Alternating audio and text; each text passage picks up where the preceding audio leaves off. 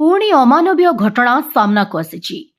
कलाहांडी जिला भवानीपाटना सदर महकुमा ठारू मात्र 8 किलोमीटर दूर बादली ग्राम रे जणी महिला को जणी वृद्ध दुर्व्यवहार अभियोगे गाँव में कंगारू कोर्ट बसिथिला।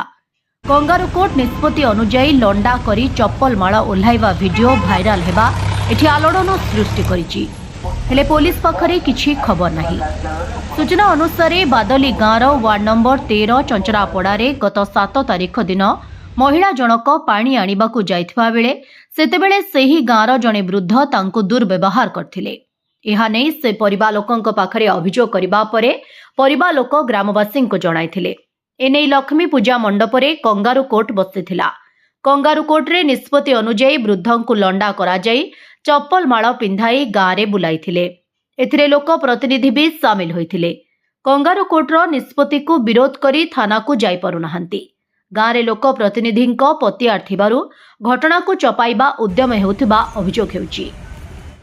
दुर्वरणा रविवार दिन इटा नलकुआ के मुँह धोई गली मुँह धोई गला के से माँ किना महिला थिला आरो मुके रखला बोली कर खचा मिचा कही दी करी मुके माड़ मारी करी घर घिची आनी माड़ मारी करी मुके 3 धारिया कर खुराई करी ये लक्ष्मी पूजा कमिटी लोग खुराई करी मुके गाँ चारि वर्षा बुलाले।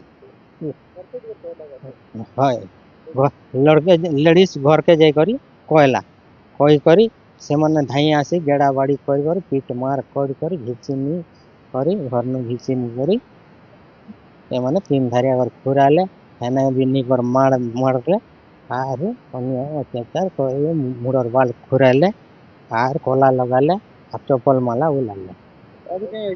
इटा थाना के पुलिस आनी गला के आई छे नहीं मार केस करी गले मारी देमु ठेसी देमु बोली कर कहले मते तो से डर मारे आ गाँ छाड़ी कर भागी जा तु गाँ न रो नहीं बोली कहले मु। कलाहांडी केशव मेहर को रिपोर्ट ओडिशा हाइलाइट समाचार।